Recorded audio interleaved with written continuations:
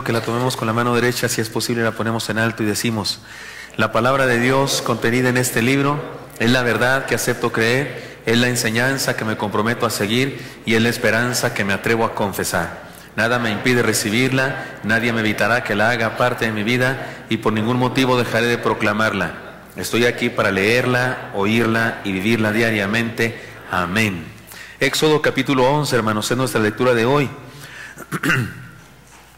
Algunas de las plagas, recuerdan los que han venido desde el principio, estamos estudiando el libro de Éxodo, que significa la salida del pueblo hebreo de Egipto.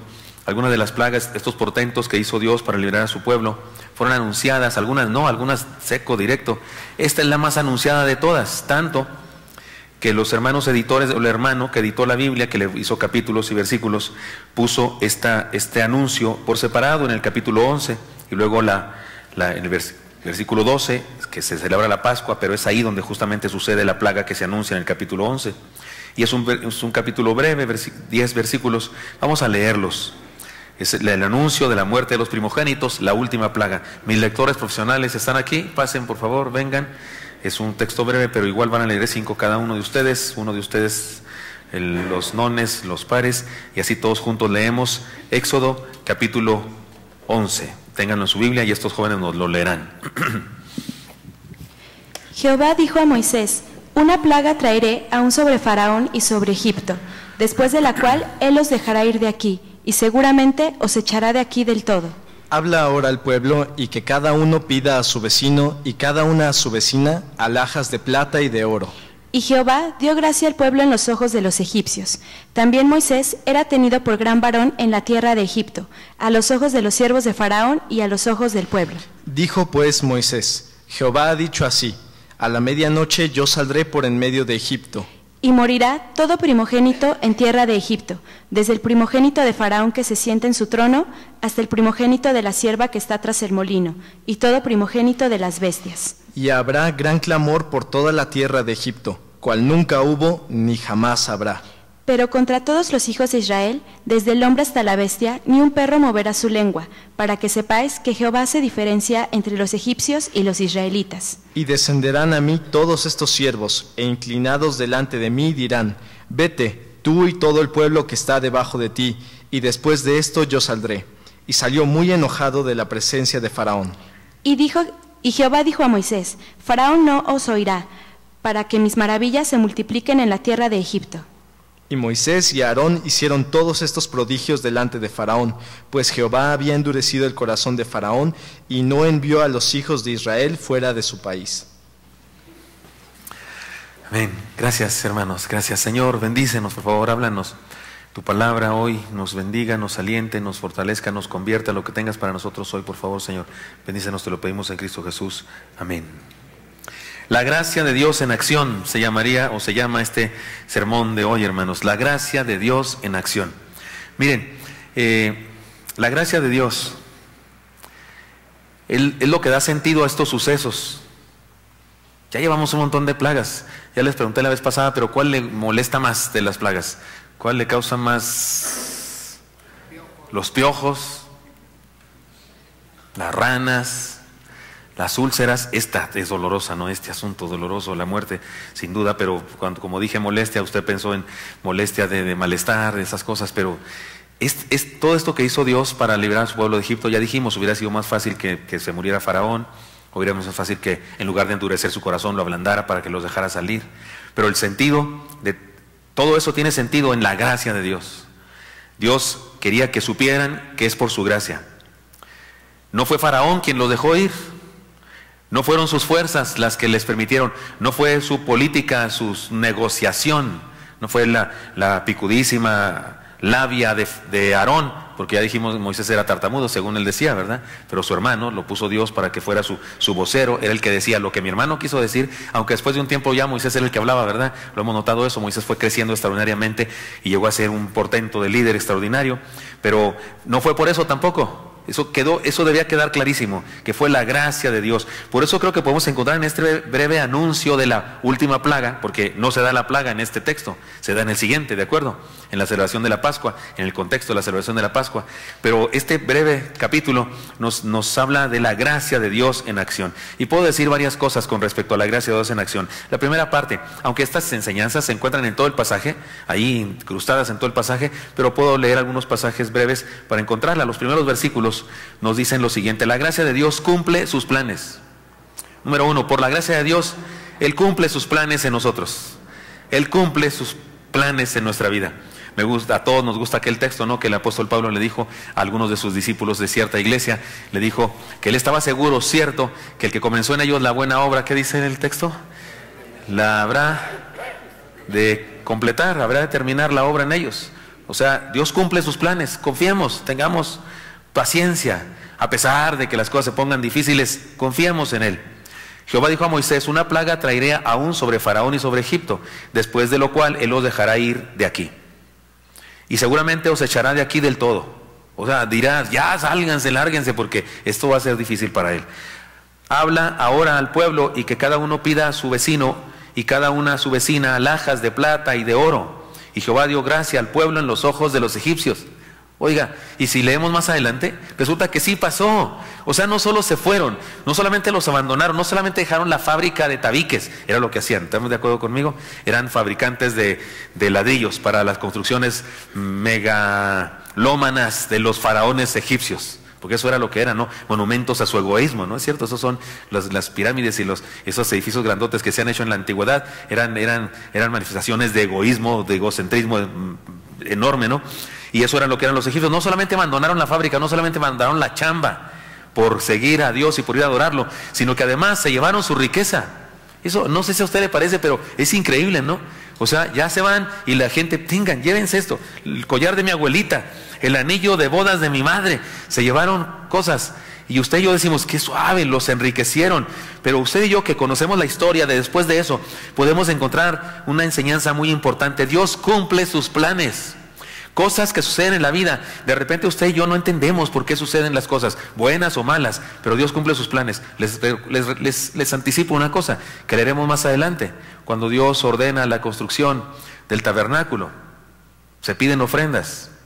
¿Se acuerdan de esa historia? Y el pueblo trae ofrendas: oros, zarcillos, pendientes. ¿Se acuerdan? Pulseras. ¿De dónde las sacaron? Si eran esclavos, por Dios, están en Gosén cuidando ovejas. ¿De dónde sacaron todo lo que trajeron? Tanto que trajeron que dijeron: ya no traigan más, no hace falta, es demasiado. ¿Se acuerdan? ¿De dónde lo trajeron? Dios cumple sus planes. ¿Podemos ver eso? ¿Podemos ver la gracia de Dios moviendo piezas? Y de repente usted y yo no sabemos: ay, oro, ¿y qué vamos a comprar con esto? Pues si vamos al desierto, pelón, ¿y para qué sirve estas cosas? Sí servía, ¿no? Los nómadas también intercambiaban cosas y demás. Pero lo que quiero es que percibamos esto. En ocasiones usted y yo nos desesperamos, o en ocasiones usted y yo no vemos la gracia de Dios actuando en nuestra vida, porque no vemos el cuadro completo. Pero el que ve desde una perspectiva más amplia, desde arriba, puede ver el cuadro completo de las cosas que suceden. Y por eso, bendito sea el Señor por lo que venga, por enfermedades, por fracasos en la vida, por problemas económicos, por robos que experimentamos, por lo que sea. Dios cumple sus planes por su gracia. Además, por su gracia, nos da identidad de vencedores. Me encanta este versículo, o estas ideas. Está en el versículo 3, segunda parte, porque leí el versículo 3, pero solo una parte, y dice así: también Moisés era tenido por gran varón en la tierra de Egipto, a los ojos de los siervos de Faraón y a los ojos del pueblo. Oiga, le tenían miedo. ¿Cómo se dice? Se inclinaban el sombrero ante él, incluso los siervos de Faraón y todo el pueblo de Egipto. Todos esos sucesos que estaban aconteciendo, usted y yo cada vez, después de cada plaga, que el texto dice: y Dios endurecía el corazón de Faraón y no los dejaba ir. Usted y yo decíamos al final de cada historia: otra vez, ¿no? Y luego viene otra plaga, no sé qué, ahí va Moisés y le dije a Faraón: y déjanos, y luego otra vez Faraón endurecía su corazón Dios y no los dejaba ir. Y usted y yo, y pensamos: no, todo eso estaba sirviendo para algo, estaba transformando el corazón del pueblo, estaba ayudándoles a tener fe en Dios. Antes estaban reniegue y reniegue con Moisés. Moisés mismo decía: no se puede. Moisés mismo iba con Dios y le decía: mira, el pueblo no me cree y no sé qué. Pero eso empezó a cambiar. Al rato Moisés tenía una autoridad, ya no le preocupaba que no los dejaba ir. Empezó a entender que era plan de Dios. Ya actuaba con una solvencia espiritual extraordinaria, y el pueblo también ya le creía. Y es más, ahora pasaba por la calle y la gente se hacía para un lado. ¿Les cuento lo del borracho en el templo? ¿Aquí en un culto? No. Un día se metió un borracho al templo donde yo fui pastor, siendo muy jovencito, allá en Chihuahua. Nos reuníamos en la parte alta del templo, y si le pedí permiso porque luego me regañan por las cosas que cuento. No teníamos, estábamos construyendo nuestro templo, estábamos en obra negra y esas cosas, y como arriba era el disque salón social y era más amplio, y era celebración de fin de año. Era el 31 de diciembre, íbamos a pasar ahí los últimos minutos del año orando, los primeros minutos del año siguiente orando, y pusimos el andamio de los albañiles que usaban para subir allá. Nomás le pusimos un barandalito ahí feo, así, ¿cómo se dice? Provisional, para que subieran las viejitas, y las subimos a empujones y demás. Ya estábamos, y se metió un borracho, y yo estaba tocando la guitarra y otros jóvenes tocando la guitarra, y empezó a bailar, y hasta buen ritmo tenía. Fue lo que más coraje me dio. Mientras cantábamos a Dios, ¿pueden creer eso? Y entonces algo me pasó. Yo volteaba a ver, teníamos un diácono, un Chihuahua, en Chihuahua soy normal, estatura media, no soy alto, aquí soy alto, pero allá soy estatura media. La gente son grandes. Había un diácono así, un pelado, así un ropero, así un refrigerador doble puerta, y no hacía nada. Yo los volteaba a ver así con ojos de hagan algo, y no hacía nada. Dejé la guitarra, les pedí que siguieran cantando, y lo agarré del brazo, no de buenos modos. Lo llevé a la puerta, no de buenos modos, y luego todavía me dijo con groserías delante de las hermanas y hermanos que tuviera cuidado porque le iba a tirar su vaso, y me dio mucho coraje, y le agarré su mano y se le estrellé contra el barandal, y luego lo jalé, y como no se quería bajar se cayó, entonces lo jalé, entonces arrastrando, y luego abajo todavía le pegué con las manos y con los pies, y luego lo paré y lo llevé a la puerta y lo aventé, y era una calle más chiquita que este andador, y luego me dijo de groserías, y lo fui y lo agarré del cuello y le dije, me puedes hacer todo eso y lo que quieras, y ni las manos voy a meter, pero no vengas a burlarte de nuestro Dios en nuestra iglesia. Pero todo eso que dices que me vas a hacer cuando esté yo solo, amén, hazlo, ni las manos voy a meter, no me voy a ofender, pero no toleraré que vengas a la iglesia y nos insultes a nuestro Dios. Y en ese momento lo solté, y cuando hice así, había dos jóvenes de mi iglesia que cuando vieron que hice así, se espantaron. Y ahí desperté de lo que me había pasado. No sé qué me había pasado. Y me dieron ganas de llorar y avergonzado. Y además estaban sus hijos adolescentes, su suegro, su suegra y media colonia, porque estaban echando cohetes y todo eso porque era fin de año. Y me puse muy avergonzado. Y fui arriba al templo y les pedí perdón a todos mis hermanos. Dije, algo me pasó, se me metió algo, no sé qué sería. Una hermana dijo, pues fue el Espíritu Santo, pastor, porque lo que hizo fue correcto. Yo dije, bueno, el diablo sí no fue, porque soy cristiano, no puedo estar poseído. Pero yo sí pensaba en coraje, lo que fuera. Quiero decirles que los hijos de ese hombre, porque él meses después fue asesinado en una borrachera, pero sus hijos son cristianos ahora. Había ido ahí porque golpeaba a su esposa. No vivía ahí, pero ahí vivían sus suegros. Pero algo pasó en el barrio que yo estaba bien preocupado, y fui a preguntar a los hermanos que vivían por ahí, pues que si no había ahí comentarios. Y sí, dicen que qué pastorazo tenemos en esta iglesia. Ahora, no es el caso. En esa ocasión yo no lo volvería a hacer. Esa vez no sé por qué lo hice, que ya le pedí perdón a Dios, por eso lo puedo contar a ustedes. Pero imagino que cuando Moisés pasaba por las calles, los egipcios, ahí viene, hasta un lado, un hombre, ahorita nos llena de piojos, o de ranas, o de chapulines. Nos mira y nos salen úlceras. Porque Dios mostró su poder en ellos, y por su gracia nos da identidad de más que vencedores. Cuando usted y yo somos objeto de la gracia de Dios, tenemos una identidad. Por eso vivamos la gracia de Dios, experimentemos la gracia de Dios, y aunque no entendamos de repente lo que está pasando, creamos en sus planes, y sus planes se cumplen. Me temo, creo que debí decir esto al principio, la gracia de Dios es la doctrina más importante de la Biblia, es el meollo de la Biblia. El problema es que los seres humanos en ocasiones oímos gracia y así como que Ay, por la gracia de Dios, y ni entendemos. Hay cristianos que ni entienden qué es eso. En este mundo todo el mundo cree en el karma. El karma es la doctrina de la humanidad. Es la doctrina más popular en el mundo entero. Todas las religiones, a excepción del cristianismo verdadero, creen en el karma. Que todo cae por su propio peso, que todo se paga en la vida, que todo se devuelve, que todo se revierte. ¿No le dijeron eso cuando era chico usted a su mamá? Vas a ver, porque todo se paga en la vida, y vas a ver cuando tengas hijos se te va a revertir. ¿Le dijeron eso o no le dijeron? Es el karma. Y nadie puede creer en la gracia, porque es imposible de creer en la gracia. ¿Qué es la gracia? Cuando Dios ignora todas mis fechorías, tus fechorías, y nos trata como si fuéramos perfectos, santos y puros. Y eso es una locura. Cuento esta historia siempre para ilustrar la gracia. Un señor tiene un solo hijo, y un día su único hijo viene de la escuela, y un maleante, un chamaco de la calle lo mata por robarlo, lo asesina. El Señor puede hacer tres cosas: denunciarlo y que lo metan a la cárcel, eso sería justicia. Matarlo, él mismo, a ese joven asesino, eso sería venganza. ¿Qué tal que el Señor ese va con el chamaco maleante y le dice: como tú no tuviste papá, por eso eres malo, pero yo quiero ser tu papá, pues ya no tengo hijo, ¿quieres que te adopte como hijo? Quiero ser tu padre. Si lo mata es venganza, si lo denuncia y lo meten a la cárcel es justicia, pero si lo hace su hijo es una locura. Y eso hizo Dios conmigo y contigo y contigo y contigo. Cristo fue a la cruz del Calvario por mis pecados, por tus pecados. Nosotros somos los responsables de que Cristo muriera en la cruz. ¿Y qué hizo Dios?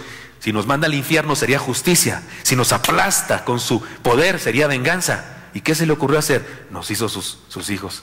Eso es una locura. Se llama gracia. ¿Y lo hizo porque somos muy buenos? No, por gracia. ¿Lo hizo porque somos muy lindos? No, por gracia. Cumple sus planes por puritita gracia. Agarra a un fugitivo, asesino de un egipcio que huye y se convierte en el achichincle de su suegro. Lo agarra, le cuenta sus planes, Dios le revela sus planes. Fíjate que tengo un pueblo allá, se llaman los hebreos, y los quiero sacar porque están en oprobio. Como si Moisés no supiera, de allá venía. Y le revela, Dios le revela su corazón a un fugitivo de la justicia egipcia que está cuidando ovejas, que es un buen trabajo, digno trabajo, pero así como que gran guerrero, gran libertador, gran gobernante, no te cuida ovejas. No era director de una universidad, ni dirigía ninguna nada, cuidaba ovejas. Y Dios le revela su corazón. Y es más, este hombre todavía dice: soy tartamudo. Es más, batalló para convencerlo, porque ni siquiera creía en sí mismo. Soy tartamudo, y si no me creen, y si dicen que no. Y ahora el tipo se pasea por las calles de Egipto y los egipcios se le cuadran. Oh, no es eso. ¿Sabe cómo se llama eso? Gracia. La gracia de Dios nos da identidad. La gracia de Dios nos da identidad de más que vencedores, no de vencedores solamente, sino de más que vencedores. ¿No dice así la Escritura? Que en Cristo somos, ¿qué dice? Más que vencedores. Y hay que entender más que vencedores, porque dice más que vencedores. Llegar en primer lugar en una carrera es ser vencedor. Ganar un puesto en una empresa es ser vencedor, pero el texto dice más que vencedores. Y más que vencedores es cuando no lo hicimos con nuestras fuerzas, sino lo hicimos por su gracia. Cuando Él superó cualquier obstáculo y circunstancia y nos puso en alto. También la gracia de Dios hace justicia. Dijo pues Moisés, Jehová ha dicho así, porque Dios le está hablando a Moisés y le dice que vaya y hable con Faraón y sus siervos. Ahora está frente a él y le dice: a la medianoche yo saldré por en medio de Egipto. O sea, ya no le está diciendo déjanos salir. No, ¿se fija el cambio radical en la personalidad de Moisés? Ahora, por la gracia de Dios y por el poder de Dios, no le dice, oye, que nos dejes ir. Ahora le dice, te informo. A la medianoche yo saldré por medio de Egipto, y morirá todo primogénito en tierra de Egipto, desde el primogénito de Faraón que se sienta en su trono, hasta el primogénito de la sierva que está tras el molino, y todo primogénito de las bestias. Me gusta la manera metafórica de que dice, ¿no? O sea, van a morir todos los primogénitos del chofer del Uber, de la señora que vende garnachas. O sea, ¿sí captan eso? De la sierva que está en el molino, un oficio muy humilde, un oficio de muy baja categoría. Una persona que estaba dándole vuelta a una gran piedra en el molino, que era trabajo también de mulas. Y dice todo, el primogénito de todas personas, así como una cosa general. Todo primogénito dice de las bestias. Incluso el de Faraón se anuncia, ¿verdad? Desde el primogénito de Faraón que se sienta en su trono. La gracia de Dios hace justicia. Es una de las cosas más dolorosas de los pueblos. La sensación de injusticia. ¿No siente usted eso cuando va a echar gasolina a su carro? ¿No siente feo? ¿No siente? ¿No siente feo cuando le llegan fotografías y algunos resultan muy fotogénicos? ¿Le han llegado fotografías a su casa de los carros? ¿Y no siente usted así como...? Y luego oye que se dieron un premio los no sé quiénes y se pagaron 300,000 pesos por puntualidad y asistencia. ¿No le da a usted ganas como de ir a darles unas cachetadas y hacerles escribir 100 veces esas cosas no se hacen? Como a la maestra cuando éramos niños, ¿no? Así dice una canción de Juan Manuel Serrat, que sería bueno ponerlos a escribir esas cosas no se hacen 100 veces. Dios hace justicia. La gracia de Dios, esa gracia que hace las cosas de a gratis. Esa gracia que no es que nos pagó lo que hicimos, que no es la siembra. La gracia no se siembra. O sea, en la gracia no se aplica la ley de la siembra. La ley de la siembra es que lo que usted siembra cosecha. Usted siembra bondad, pues recibe bondad. Usted ama a una persona, esa persona le ama. Usted da sus diezmos y Dios dice que abrirá las ventanas de los cielos. Pero eso es siembra. No, la gracia, es gratis. Nos da lo que no merecemos. No hice nada para merecer eso. Insisto, sé que es la doctrina más difícil de creer. Casi todo el mundo piensa, sí, claro, es gratis, pero hay que portarnos bien porque si no, no entendiste la gracia. Si piensas que es porque te portaste bien, pero es que hay que ganarnos la gracia, no, ya la torcimos. Si te la ganas no es gracia. Si te la ganas es tu salario, es tu esfuerzo y no es gracia, es lo que te mereces. Gracia es absolutamente sin merecerlo. La razón por la que no la comprendemos, la gracia, no es por cuestión racional. No. Es que es algo en los tuétanos, en algún lado tenemos el karma metido hasta lo más profundo. Y pensamos que no puede ser. Lo que haces se paga. Pues la Biblia dice que hay cosas que haces que no las pagarás jamás. Porque si de veras tú crees que lo que haces se paga, discúlpame, te vas a ir al infierno entonces, seguro. Porque la Biblia dice que el alma que pecare, ¿qué? ¿Esa qué? Morirá. Pero cuando todos pecaron y están destituidos ¿de qué? La gloria de Dios. Entonces, punto. Si alguien piensa, no, lo que se paga siempre, entonces ahí nos vemos. Digo, no nos veremos porque tú vas para el infierno, yo para el cielo. No, la gracia es gracia, no se merece. Y por su gracia, Él nos hace justicia. Él nos hace justicia. Ya les he dicho que es el Salmo 23, la parte que más me gusta del Salmo 23, es la que dice, aderezas mesa delante de mí en presencia de mis angustiadores. O sea, ahí están mis angustiadores, ahí están burlándose. Y Dios me prepara un manjar así, un buffet gigantesco, con toda la comida, 0 gluten que puedo comer, y con azúcar de dieta, para que yo voltee a mis angustiadores y les diga, ¿qué hubo? ¿No les gustan? No les voy a decir gustan, ¿no? Es más, me la voy a comer así como está riquísimo. Yo sé que es una cosa carnal, egoísta, así como burlarse, pero el Salmo dice, aderezas mesa delante de mí en presencia de mis angustiadores. No para que yo me regodee, no,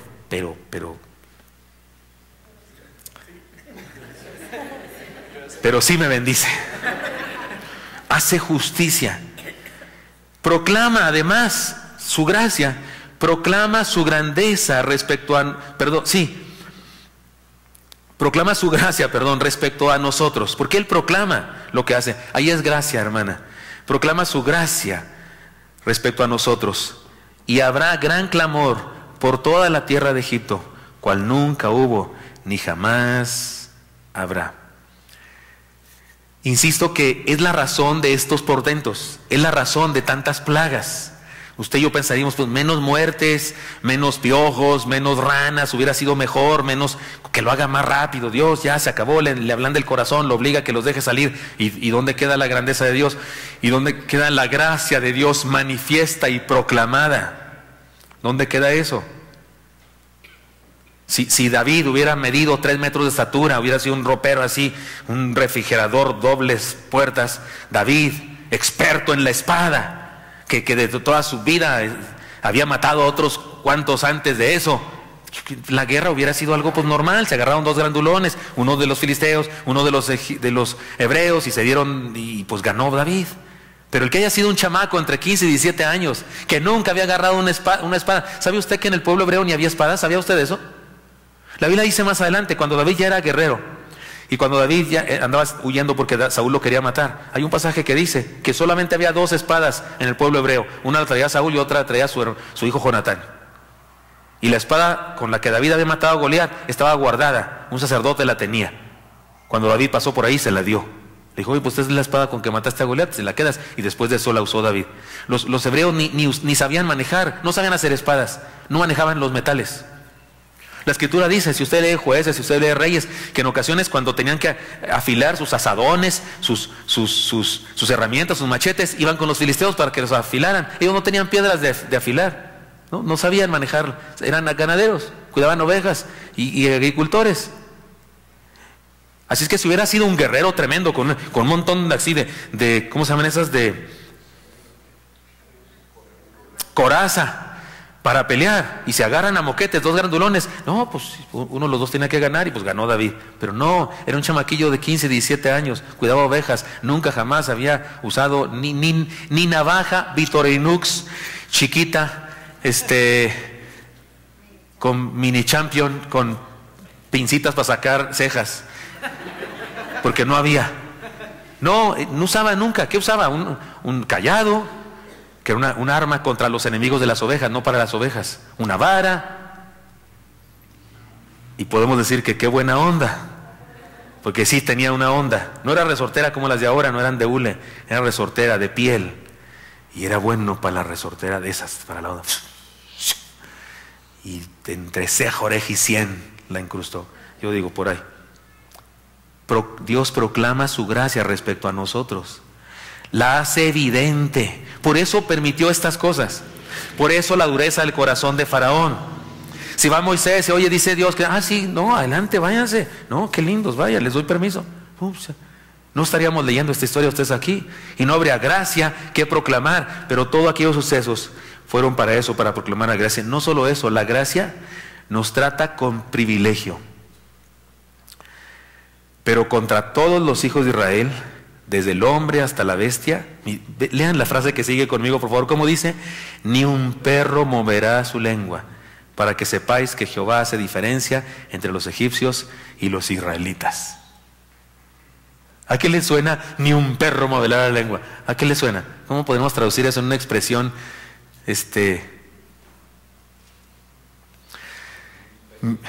¿Perdón? Ni un pelo se le moverá. ¿Se acuerdan? ¿Vieron cuando mi esposa me regaló un anillo públicamente? ¿Alguien estaba presente cuando me regaló un anillo? Me dijo, haciendo alusión a Martín Lutero, cuando su novia, la ex monjita, le dijo: ¿por qué no se lanza? Porque ya sabían que se querían. Y él dijo: ¿qué le ofrezco? Le ofrezco, me odian miles de personas, tengo miles de enemigos. ¿Qué le ofrezco? ¿Que un día entren a nuestra casa y me maten delante de usted? Y ella le dijo: pues yo le ofrezco a usted que para que lleguen hasta donde usted esté, tendrán que pasar por encima de mi cadáver. Estuvo lindo, ¿no? Y mi esposa quiso imitar eso, y cuando me dio el anillo, los que estuvieron presentes me dijo: para que la diabetes te venza, tendrá que pasar por encima de mi cadáver. ¿Se acuerdan?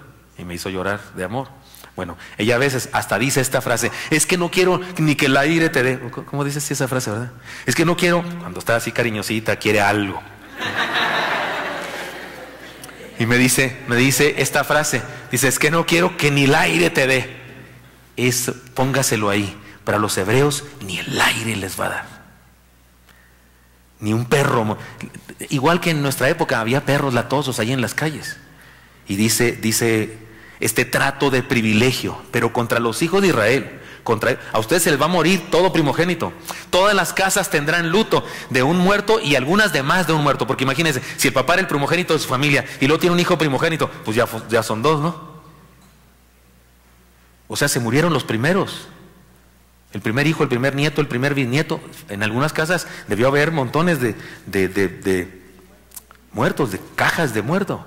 Y luego se añade, pero a diferencia de contra los hijos de Israel, ni el aire les va a dar. Ni un perro moverá su lengua, para que sepáis que Jehová hace diferencia entre los egipcios y los israelitas. Algunos piensan que ni un perro se iba a morir, porque la expresión de se murió.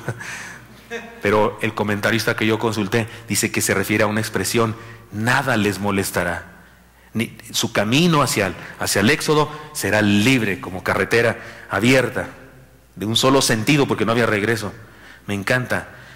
La gracia de Dios nos trata con privilegio. Otra cosa que hace la gracia de Dios en nuestra vida, nos da pasión. Me gusta el versículo 8, ¿lo pueden leer conmigo, por favor, hermanos? ¿Cómo dice? ¿Está en la pantalla o no? ¿Lo tienen ustedes en su Biblia? Por favor, ¿cómo dice?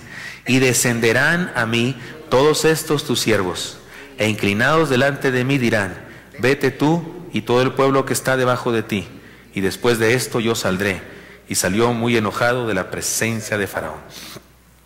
Salió muy enojado. La palabra enojado es hebreo. ¿Cómo la traducimos? Pues dice enojado. Ahí los traductores ponen enojado, encolerizado, apasionado. No lo podemos evitar. Usted y yo queremos ver a Moisés así como Charlton Heston, ¿verdad? O como ponen los personajes bíblicos en algunas películas, así como fríos, como inconmovibles. Lo peor es que pongan a Jesús así, ¿verdad? Jesús, ¿se acuerdan de la película de Rambal? ¿Vieron? Si no la han visto, no la vean, por amor de Dios. Mirad las aves. No, Dios santo, no, así no era nuestro Señor. Pero yo me imagino a Moisés, si es un hombre normal, después de decirle: saldremos y nada nos detendrá. Yo imagino así, rojo, no sé qué color haya sido su tez, si güero, si no sé qué, pero me imagino rojo, así diciendo con autoridad, con fe, con esperanza: y así será, y sus hijos morirán, y de nosotros ni un perro nos moverá la lengua.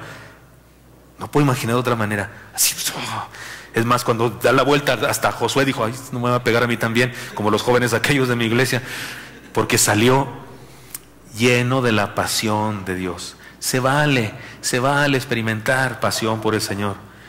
Se vale que por su gracia, por lo que hace en nuestra vida, usted y yo experimentemos pasión, es decir, emoción. Me parece que se relaciona con una de las bienaventuranzas que dice el Señor: bienaventurados los que tienen hambre y sed de justicia. ¿No les suena eso? Hambre y sed de justicia. O sea, tengo tanto anhelo, tanta pasión por justicia, como si tuviera hambre, como si no hubiera comido en años. Es el hambre y la sed, sin duda, las experiencias que más nos mueven a actuar, a hacer cosas. Dicen los sociólogos que cuando las revoluciones suceden, cuando el pueblo tiene hambre o sed, mientras tiene más o menos ahí pan y fiesta, pues se aguanta. Está enojado y hace chistes de los gobernantes, pero se aguanta. Pero que cuando llega al nivel de tener hambre y sed, entonces se mueven las voluntades. Bueno, pues aquí Moisés está lleno de esa hambre y sed de justicia, y está lleno de emoción. Y eso hace la gracia de Dios en la vida de usted y de mí. Y por último, teníamos que terminar con esto. No la merecemos, pero aún así nos da. Culmina igual que todas las plagas anteriores, aunque en esta ocasión no ha sucedido la plaga, solamente fue el anuncio. Aunque en este anuncio de esta plaga comienza diciendo: saldremos. Moisés ahora no pide permiso, le dice a Faraón: saldremos. Te anuncio, te informo que esta vez saldremos. Y hasta se van a inclinar ante nosotros. Esta vez le anunció, pero el final de este anuncio culmina igual que los finales de todas las plagas anteriores, aunque insisto, en esta ocasión todavía no sucede la plaga. Versículos 9 y 10, los leen conmigo si quieren. Y Jehová dijo a Moisés: Faraón no os oirá, para que mis maravillas se multipliquen en tierra de Egipto. Puede ver el para qué, puede ver otra vez el hecho de que Dios permite que estas cosas sucedan para una cosa. ¿Para qué? Para mostrar su gracia. Para que mis maravillas se multipliquen en la tierra de Egipto. Y Moisés y Aarón hicieron todos estos prodigios delante de Faraón, pues Jehová había endurecido el corazón de Faraón y no envió a los hijos de Israel fuera de su país. Y ese versículo 10 es como un resumen de todos los. Parece que el escritor sagrado ahí no está haciendo un resumen de este incidente, más bien está haciendo un resumen de todos los incidentes, de todas las plagas.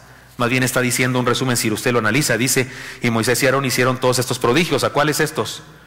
¿A qué se refiere en este pasaje? Ninguno, se refiere a todos los anteriores, de todas las plagas, del agua convertida en sangre, de las ranas, de los piojos, de las úlceras, del granizo, de las tinieblas. ¿Me ayudan? ¿Qué más hubo? De la langosta, de las moscas, de los piojos, de la oscuridad, de la sangre fue lo primero. ¿De qué? Del ganado, los piojos, granizo. Muy bien, ya dijimos varias, 2 veces, 3, pero no le hace. De eso se está hablando. Y termina diciendo: pues Jehová había endurecido el corazón de Faraón y no envió a los hijos de Israel fuera de su país. ¿Por qué pongo en este punto? No la merecemos, pero aún así nos la da. Porque lo que quiere exaltar Dios aquí es que fue su gracia. Su gracia. Cometemos un grave error los cristianos cuando insistimos en enseñar la ley del karma veladamente. No usamos la palabrita, pero veladamente seguimos enseñando la ley del karma, cuando la Biblia es muy clara con respecto a la maravilla, la bendición de la gracia. Y no significa, por supuesto, que no significa esto, que usted y yo debemos decir a la gente: no, haga lo que quiera, Dios de todas maneras te ama y todo te salvará. No, porque no, la salvación no es automática para todos. No, la salvación es por gracia, pero no es automática para todos. Hay que creer. Pero el que cree, ¿se merece la salvación porque cree? No. El que cree sigue mereciendo la condenación eterna. El que cree sigue siendo merecedor del infierno. No se hace merecedor de la vida eterna porque cree, no. Por eso el texto dice clarísimo, y tengamos cuidado de no decirlo mal: porque por gracia sois salvos, por medio de la fe. Si algunos dicen, como dice la Biblia, por fe somos salvos. No, no dice eso. Dice: por gracia sois salvos, por medio de la fe. Haber creído hace que la gracia de Dios, que ahí está dispuesta para nosotros, nos sea dada. Pero haber creído no nos hace dignos de la salvación. Seguimos siendo indignos de la salvación, pero es por su gracia. Hermanos, experimentemos la gracia de Dios. Este anuncio es el que más nos ayuda a entender por qué Dios envió aquellas cosas, aquella destrucción del ganado, aquella destrucción de los árboles. ¿Se acuerdan que el granizo acabó con las plantas? Pero lo que quedó de las plantas se lo acabaron las langostas. ¿Recuerdan eso? Una destrucción. Por eso Dios permitió eso. Empobreció a Egipto. El Dios que había enriquecido a Egipto a través de José, porque José provocó una gran riqueza a Egipto. La riqueza de Egipto fue causa de José. Interpretó el sueño de Faraón, permitió la riqueza del imperio, que venían todos los pueblos, se apoderó de todos. ¿Se acuerdan? Se apoderó de todos los caballos. ¿Se acuerdan? Hasta José lo hizo, porque vinieron los demás pueblos y decían: ya no tenemos que dar, ya no tenemos oro ni nada. Él dijo: bueno, pues los caballos que tienen, los animales. ¿Se acuerdan de eso? Lo leímos en Génesis. Bueno, los caballos. Y se apoderó de todo lo que tenía, todos los pueblos alrededor. Pero fueron infieles a Dios, se rebelaron contra Dios. Aquellas plagas fueron juicio divino, fueron como su infierno anticipado a través de su pueblo. Y Dios mostró todo eso para enseñar la gracia en acción. La gracia que cumple sus planes con los que hemos creído, la gracia que nos da identidad de vencedores, la gracia que nos hace justicia, la gracia que se proclama por medio de nosotros a todos los demás que nos rodean, la gracia que nos trata con privilegio, la gracia que nos da pasión para vivir y para hacer lo que tenemos que hacer, esa que no nos merecemos, pero que aún así nos da, aún así nos la da. Porque usted y yo de repente cometemos un grave error, pensamos que porque la regamos, porque tropezamos, porque caemos, como que Dios nos va a maldecir. Yo pregunto, ¿usted deja de amar a su hijo cuando su hijo se porta mal, hermano? ¿Por qué? ¿De dónde saca que Dios es más malo que nosotros o qué? No estoy diciendo que algunas personas tienen miedo al anuncio de la gracia, tienen miedo a enseñar la gracia, porque piensan que cuando enseñamos la gracia la gente se va a portar mal, va a hacer todo lo malo. La gracia de Dios, de hecho, es lo único que puede transformarnos verdaderamente. El juicio, la condenación, la crítica, no cambia a las personas. Si acaso les hace tener coraje nomás. Pero la gracia de Dios es la motivación más grande para que usted y yo seamos mejores. Por la gracia de Dios, usted y yo podemos esforzarnos por ser mejores. No para ganarme su gracia, no, ya me dio su gracia, sino de gratitud. Oye, es que no puede ser que lo que hizo por mí y yo sigo siendo un pelafustán, no puede ser. Y entonces nos motiva a la santidad, su gracia maravillosa. Pero no nuestra santidad la que nos hace merecedores del cielo, porque no importa cuán buenos seamos, no importa cuánto crezcamos en espiritualidad, no importa cuán gigantes de oración y de fe seamos, seguiremos siendo pecadores. El apóstol Pablo se llamaba a sí mismo el primero de los pecadores, ¿sí o no? ¿Se acuerdan de eso? Él se llamaba a sí mismo de los pecadores y decía, y añade, de los cuales yo soy el primero. Y lo que no quiero hacer, ¿qué decía él? Hago. Y lo que quiero hacer, no lo hago, porque descubro que hay dos leyes en mí, la ley del pecado, la ley del espíritu, pero la ley del pecado también. Él lo reconocía, el apóstol Pablo. Sin embargo, él predicó la gracia. Hermanos, veamos en este anuncio de la muerte de los primogénitos, y que es también de la Pascua, la gracia de Dios. Y les propongo, este año, vivamos la gracia de Dios, experimentémosla a cada momento y proclamémosla a las personas que nos rodean. Creo que en ocasiones hasta como que le faltamos el respeto a Dios cuando no entendemos ese mecanismo de la gracia, de su gracia. Si usted me invita a comer a su casa y a usted, no sé, prepara algunas cosas bien ricas y además se informa acerca del gluten para no darme gluten y no mandarme al hospital, y ya que me dio de comer y yo le digo a usted, ¿cuánto le debo, hermana? ¿No la ofendo? ¿No la ofendería? ¿Cuánto le debo, hermana? Pastor, ¿qué le pasa? Lo invité a comer por eso. ¿Cuánto es? No, pastor, pues nada, lo invité. No, yo le digo para cagar. Si no me cobran, no la ofendería. Y mientras más insisto, más la ofendo, ¿no es cierto? Así ofendemos a Dios cuando le queremos pagar. Así que eso es de la televisión, que mande su ofrenda. Señor, si haga pacto con Dios. Señor, si me sanas, te prometo dar una buena ofrenda. Y Dios se ha de quedar bien triste. ¿Qué te pasa? Si a mí me da la gana sanarte aunque no des nada. Te di la vida y no me diste nada, y te di la vida. Morí en la cruz por ti y ahora quieres pagarme, ahora quieres hacer pacto conmigo, que me vas a dar no sé qué paquiote, no sé cuál. Guárdate tu dinero, no necesito nada de ti. Lo único que quiero es que creas en mí. Y cuando des dinero, dalo porque me amas, no para conseguir algo de mí. Porque así como yo te bendigo por gracia, espero que me des por adoración y no para esperar algo de mí. Estoy hablando claro, porque ve cómo la gracia nos hace... No entenderla nos hace incluso cometer el error de creer que le damos a Dios adoración y que le damos ofrenda para que nos bendiga. Entonces es compraventa, entonces es soborno, no, ni que Dios fuera funcionario. Estamos muy acostumbrados a eso, pero no, en el cielo no es así. En el cielo no hay PRD, ni PRI, ni PAN, discúlpeme, ni demócratas, ni republicanos, ni PT, ni el que se dice cristiano, ¿cómo se llama? Encuentro Social, PES, ninguno, no hay de esos, bendito sea el Señor, no hay de esos, porque todos esos son de gente, de humanos. No puedo hacer pacto con Dios y ofrecerle para que me bendiga. Por Dios, mejor cada mañana reconozcamos su gracia. Gracias, Señor, desperté por tu pura gracia y me diste una esposa, los que me diste hijos, estoy respirando por tu pura gracia, y no me tomé las pastillas esas y estoy bien de mi presión por tu pura gracia, y te voy a servir por adoración, porque te amo, porque agradezco todo lo que haces por mí. Vivamos de esa manera.